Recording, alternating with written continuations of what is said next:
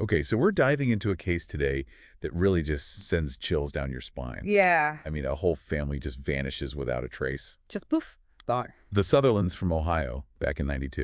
Yeah, 1992. That's right. We're going to be looking at an article that we found called Se pegó el texto, Okay. which means the text stuck. The text. And that'll make sense as we go along. Okay. All right.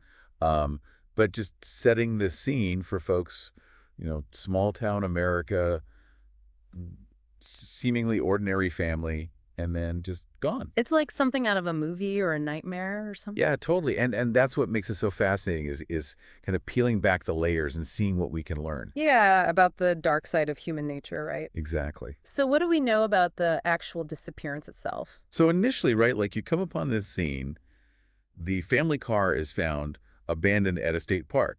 Right, just sitting there. Belongings are still there, no sign of a struggle. Like they just vanished into thin air. It's bizarre. It's really strange. So of course the community is just shocked. Absolutely. I mean, a whole family disappears like that. It would rock any community, especially a small town. Right, and I imagine at first the police are probably thinking, well, maybe there was some kind of accident. Right. That's the natural first thought, right? Yeah. Maybe they wandered off, got lost, something like that. But then things start to get a little more complicated. Yeah, the investigation takes a turn, doesn't it? It does. The focus starts to shift towards the father. The father. Okay, why is that? Well, it turns out he was dealing with some serious financial troubles. Oh, so money problems. Big time. Uh-oh. And there were already signs that things weren't so rosy at home. Some family conflicts. So maybe some tension building up there. Yeah, so with no other leads, the father kind of becomes suspect number one. Okay, I can see how that would happen, but is there anything more to it? There's a really creepy detail that emerges. Oh, I gotta hear. The mother had received an anonymous message before they disappeared. Whoa, hold on, an anonymous message? What did it say? It was a warning telling her not to trust her husband. No way, that's chilling. I mean, talk about a red flag. Yeah. I mean, just think about receiving a message like that. I mean, it would freak me out. It would freak anyone out. Absolutely, especially if something like this happened afterward. Right. It's like a premonition or something. It really is. And so 2 years pass. Bet. Right. The case goes cold. Right. Everyone's probably starting to lose hope at this point. Yeah. And then a hunter out in the woods stumbles upon a buried safe. Oh, wait, a buried safe? What? Yeah.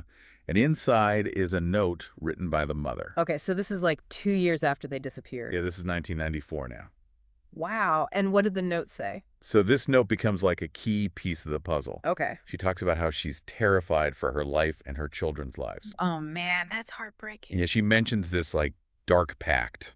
A dark pact now. That sounds ominous. Yeah. And then she brings up this mysterious figure called El Pastor. El Pastor. What does that mean? It means the shepherd. The shepherd. Okay, so we got a dark pact, a mysterious shepherd, and a family that vanished.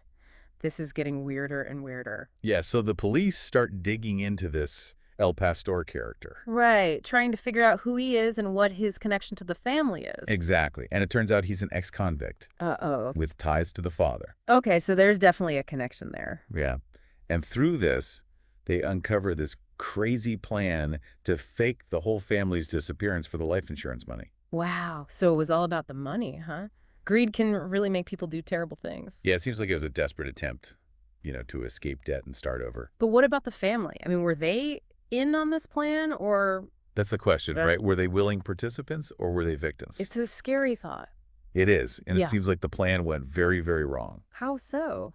Well, the father disappears too. So he's gone too now. Yep. And there are clues that suggest he may have double-crossed El Pastor and taken off with the money. So he basically left everyone else to deal with the fallout. It seems that way. That's cold. Yeah, and so we're left with this incredibly sad situation.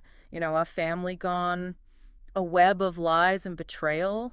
And no real answers. Right, and going back to that message the mother received. The text that stuck. Yeah, it's haunting to think about, this desperate cry for help that ultimately helps uncover this whole plot. But still doesn't bring her or her children back. Right. It's just tragic. It really is. And even though investigators uncovered the plan, the ultimate fate of the Sutherlands remains unknown. So they're still out there somewhere. It's possible. It's a reminder that even in seemingly normal families, there can be dark secrets lurking. Exactly. And that's what the article really leaves you thinking about. How well can we ever truly know anyone, even those closest to us? Right. Could any of us really be harboring such secrets? It's a chilling thought. It is. It makes you question everything you think you know about people. And about the world around us. Yeah, it really does. Wow, that's a lot to think about. It is. Thanks for bringing this case to light. Of course. Thanks for joining me. It's been a real eye-opener. And for everyone listening out there, be careful who you trust, and remember, even the most ordinary families can have secrets buried deep. Yeah, you never really know what's going on behind closed doors. That's right. Stay safe out there, everyone. And keep those lights on. Until next time. See you then. Bye. Bye.